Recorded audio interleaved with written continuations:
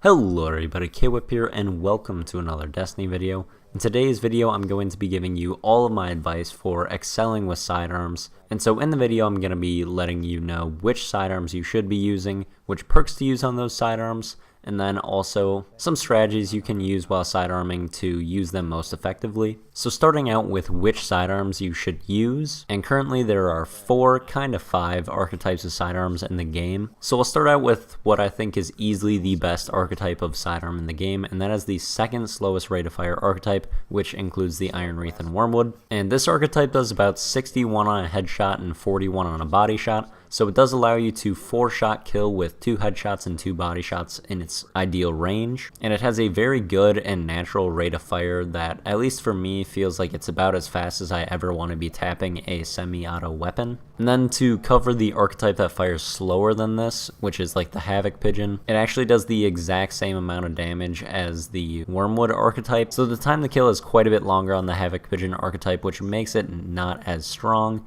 and just not as great of an option, especially with how much sidearms are used right now. If you're using an inferior sidearm, you're going to lose a lot of sidearm duels, and you don't want to be putting yourself in an inherent disadvantage like that. Then to cover the newer, faster rate of fire archetypes, it includes the Binding Blaze and the Raid sidearm. And this archetype is alright right now. You do have to spam the trigger quite a bit to get a good time to kill. And then when it comes to the fastest rate of fire sidearms, they are just not in a very good place. You have to shoot extremely fast with these sidearms to have a good time to kill, and that's going to hurt your accuracy a lot. As well as this archetype of sidearm has quite a low base range and is incapable of rolling with reinforced barrel, so it's going to have quite a bit less range than other sidearms, making it less versatile and really making it only effective in the extremely close range. Then lastly, there's the burst sidearms and the Trespasser and Dreg's Promise. And the Trespasser is far and away better than the Dreg's Promise. It has the best potential range of any sidearm in the game, and it has some fantastic perks on it and doesn't suffer from the bullet travel time that Dreg's Promise does. So really, Trespasser, very strong right now. Its archetype is quite good,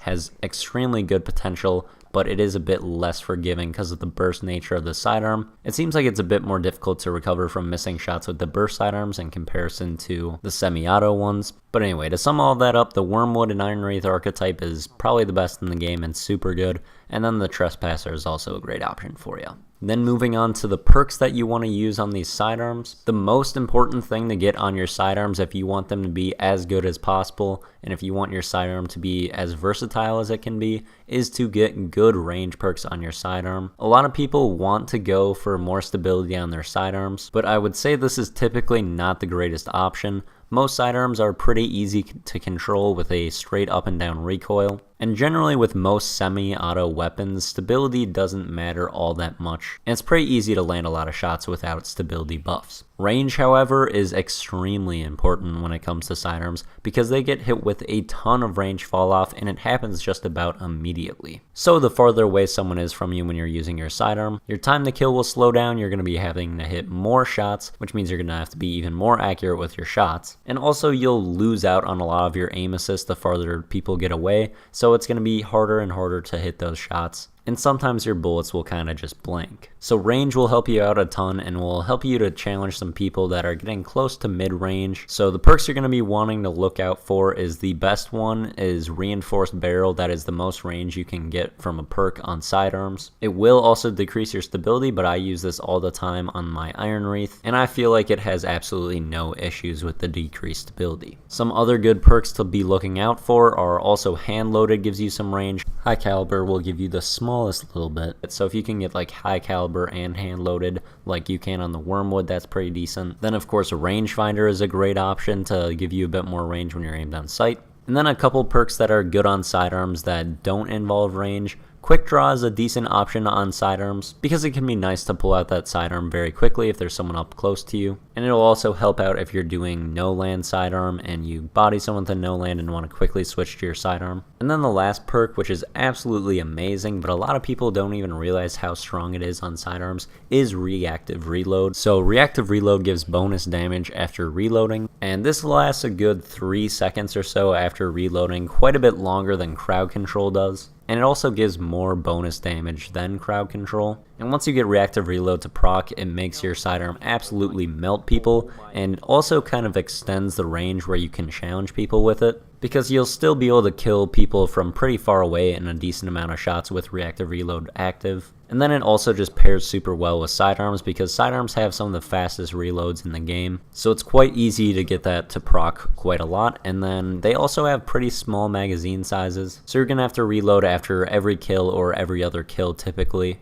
And now that I think of it, some other good things to get on sidearms are like feeding Frenzy or Outlaw to help you speed up that reload. That is helpful because you have to do that quite a lot on sidearms. But anyway, that's going to be it for what perks to use. Now finally onto some strategies on how to play with sidearms best. One of the most advantageous things that you can do with sidearms is to take advantage of their mid-air accuracy, because like hand cannons, they have extremely good accuracy mid-air, and by going airborne with your sidearm, that makes it more difficult for your opponent to hit you, as well as you can often catch people by surprise by being above their line of sight. And the best class to take advantage of this is definitely the Hunter, because they can quickly launch themselves into the air and land a good amount of shots before they end up hitting the ground. And this works especially well with the Better Control jump modifier, as it'll give you a good amount of hang time where you can be shooting during that entire process.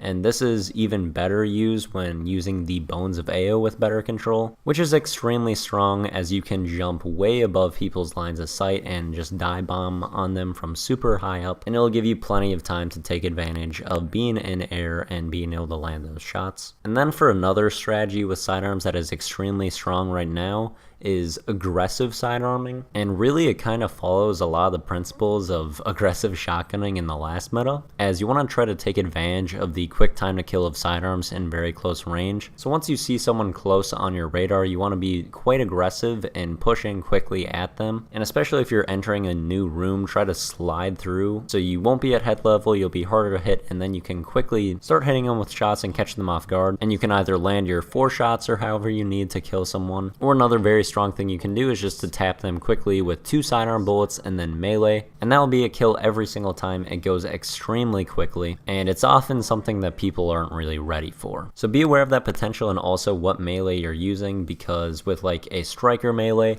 you would be able to just hit someone with 1 sidearm bullet and then melee them, or maybe you're running a gunslinger and you can hit someone with 1 headshot of your wormwood and then hit them with a headshot throw knife, and that's a kill. So be cognizant of what melee you're using and how many shots that you need to land with your sidearm before you can do that melee and get a kill, because that combo is absolutely deadly right now. And then one more thing, if you are kind of struggling with using sidearms and you can't really get the aim down, something that you could try to do is to try to start aiming at kind of the top of the chest of the guardian you're trying to kill, because when it comes to sidearms, or at least most archetypes, precision isn't super important, and you can hit like 2 bodies and 2 headshots and you'll kill someone in the least amount of bullets possible. So if you're starting off only hitting bodies, that's usually fine, and you can just allow the gradual recoil to kind of lift you up towards the guardian's head, and then you'll maybe knock down those 2 body shots, 2 headshots, and pick up a kill doing that. But yeah, that's going to do it for all of my advice for doing well with sidearms. I hope you enjoyed the video. Thanks for watching, and see you later.